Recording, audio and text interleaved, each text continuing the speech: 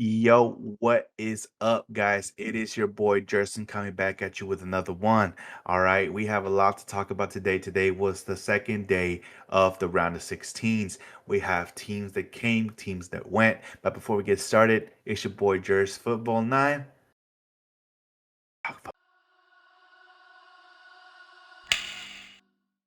All right, guys. As always, before we get started, we're gonna talk a little bit about the transfer rumors, news, and reports, etc., etc., etc. Okay.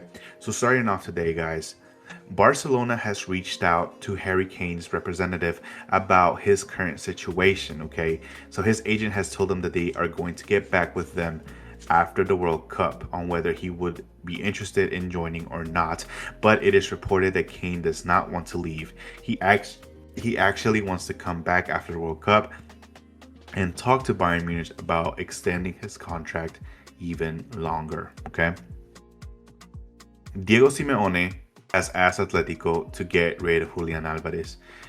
Right now, basically, Atletico Madrid were planning on just sitting him out for the remainder of the season, but the coach Diego Simeone basically said that after the statements that were made by Julian Alvarez last week, he does not want him in his team because he is not gonna sit here and keep a space of what he has open to somebody who's not 100% there for him, and he wants to get that cancer out. Okay. Al Hilal has asked for João Cancelo to return after the World Cup. As we all know, he was back on loan in Barcelona, but they do want him back. Basically, they have a new coaching staff and they want to evaluate him in person to decide whether or not they want to keep him or sell him and get him out. Okay. Man City has officially announced that Enzo Maresca is the new head coach after Pep Guardiola did leave, and he will be coaching Manchester City all the way to June 2029. Bayern has made it very clear to Real Madrid that they are not going to sell Michael Olise. Okay, but that being said, guys, Real Madrid and Bayern Munich do have a good working relationship with each other. Fiorentino Perez, actually personally called Bayern Munich to let them know that all the rumors that they had a pre-contract agreement with the player without contacting the team were all false. And it has also been reported that Michael Olise has contacted the representatives that he has in Bayern Munich. Basically, he wants to have a meeting with them after the World Cup to talk about him, the team, and his future. That could mean anything, guys. That could be this as simple as the fact that he could want to extend his contract, or he might want to leave. But if he does leave, I think that is very set in stone that Real Madrid is his desired destination. So I think this is going to be an ongoing conversation. But let's not hop off the Real Madrid subject because it is said that Jose Mourinho has been having individual meetings with all of the players in the team and basically telling them expectations or if he has them in their plans or not. As we already know, Dani Ceballos did leave and he could not be the only one out. It is said that Raul Asensio will probably be loaned out and that Jose Mourinho has met with Eduardo Camavinga and has let him know that he is not in his plans for this upcoming season. That would probably mean that he will be on the sale. I do not see them putting Camavinga as a loan option. I think that they are trying to recover the money they have spent so far, which, by the way, they have spent $90 million so far this transfer market, and with the sales that they have done, they have already got up to 80 million. So they're actually really close to evening out and go what they have done so far, which is crazy because they have added like 5 key star players with Cucurella, Bernardo Silva, Konate, Dumfries. Who's the other one? Maybe we don't have one yet, but it could be. I mean, Enzo Fernandez could be the next star coming through. We'll find out, right? But yes, guys, let's hop off the Real Madrid conversation and let's talk about the first game of the World Cup match today: Brazil versus Japan. This match was quite special, man. I think that my heart was really set for Japan. Um, Brazil did struggle, if I'm being honest. Kaishu Song scored the first goal off of a mistake from Brazil, and he was able to give the lead to Japan. And at this point, man, Brazil were trying and trying and trying, but they couldn't get anything going through. Halftime came, which by the way, whenever halftime came back, or rather we came back from halftime, they actually subbed out Lucas Paqueta. He seems to have been having some sort of muscle injury, but they did bring Endrick in, okay? And I think that this helped the attack in a way that gave more speed in that attack. But in the 56th minute, off of a beautiful cross from Gabriel, which this looked like it was already like a prepped play, right? Gabriel did hit this beautiful cross from a pass, and then right there, Casemiro was able to be exactly where he needed to be and head that bad boy in. And that's, we're tied 1-1, and this became a head on fight between these two teams. They were both pushing through, trying to get that win, man. And it was so exciting, but I really wanted them to go to penalties. That would have been the trend all day, right? At the 95th minute, I think it was either the last play or about to be the last play. No, I think it was very close. But Bruno Gameraes got this ball and just passed it into this open Gabriel Martinelli. And Gabriel finessed it. The goalie touched it with his index finger and his thumb, but it was not enough because that ball hit that post and it went in. And man, that stadium went crazy. It was packed with Brazilians. Or if they were not Brazilians, they were definitely supporting Brazil in this game, man. So that being said, Japan did get eliminated. It's unfortunate, but thank you for coming. You guys brought everything, man. And of course, the Japanese crowd stayed after the game and helped clean up, as they always do, out of respect, tradition, and we love to see it. But we can't, of course, leave it there because Brazil will be facing the winner of the game tomorrow between Norway and Ivory Coast. We will talk a little bit about my predictions for that game here in a second, okay? But let's move on to Germany versus Paraguay, which to me has to have been the upset of the tournament so far. Oh my goodness, okay?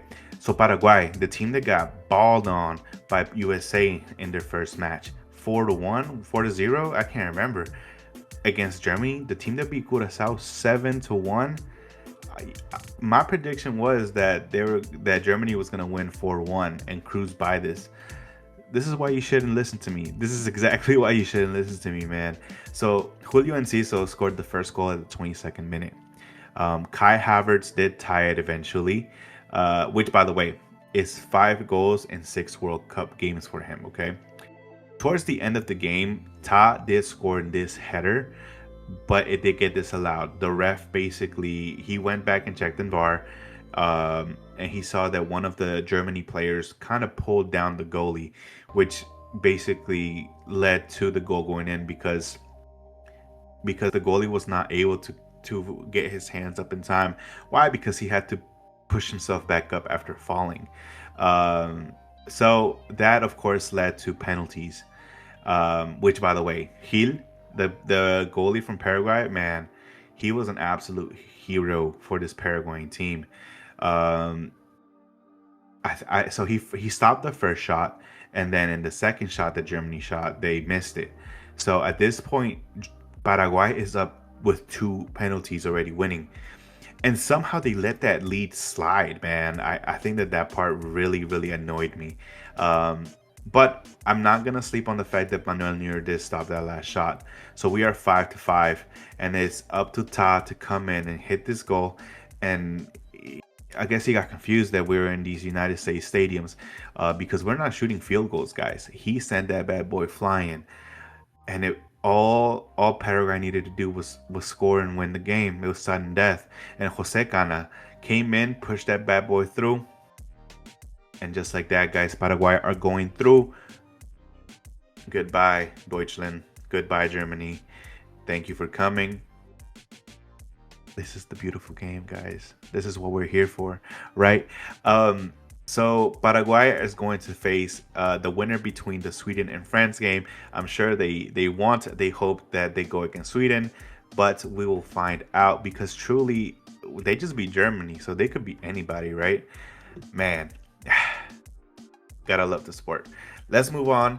So we're gonna talk a little bit about the last game that just ended, which to me so far, guys, has to be the best game in the tournament so far. Netherlands versus Morocco.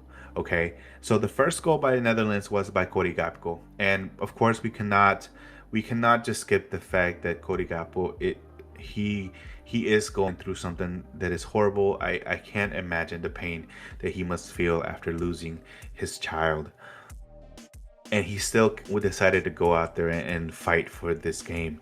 Um, so that right there gets command. Like shouts out to you, Cody. You did what you had to do, and you scored a great goal. But pushing off of that, guys, I really was expecting a lot more from Netherlands, but I don't think that it's really their fault. I think that this Morocco team just really studied them well, and they put a brick wall in front of them in with that defensive side. And of course, Bono, you can never underestimate what Bono does in the field. So it wasn't towards the last minute of the game uh, that Morocco were able to tie it. So they had this beautiful cross going in from the left side of the field, and it had to be the defender. They went and headed that bro. I'm out here going crazy in this living room. My wife is like, "What's going on?" Mind you, she doesn't watch soccer, but she's been out here enjoying it so far with me, and we're going through. We're going to overtime. We're going to the extra time, and here we are, penalties. Which, by the way, guys, this has to have been the worst penalty shootout I've ever seen. I've never seen so many misses, man. Um, Players that you wouldn't expect to miss missed, right?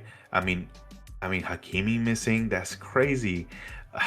But it had to be, it had to have been done in the last couple of shots, and of course Netherlands, they're gone, man. This is the beautiful game, guys. So Morocco are going through. I think they're gonna be facing the winners of Mexico and Ecuador. I think I could be wrong, but that I think that's very exciting. Um, but we cannot end this video without talking about our predictions. Okay, so we do have Ivory Coast going against Norway tomorrow. I think this is going to be a very tight match, guys. I think that this is going to be an Ivory Coast win, but it's going to be only a 1-0 win. No, actually, bump that. They're gonna go to penalties. All right, I scratched it all right now. Bump that. Ivory Coast are going to win off of penalties. Okay. France versus Sweden. After Sweden's last performance, I'm not convinced. And France, of course, they've been doing nothing but convincing. I think that France are going to win this game 2-0 with 2 goals by Kylian Mbappe. Okay. And lastly, but not least, Mexico versus Ecuador.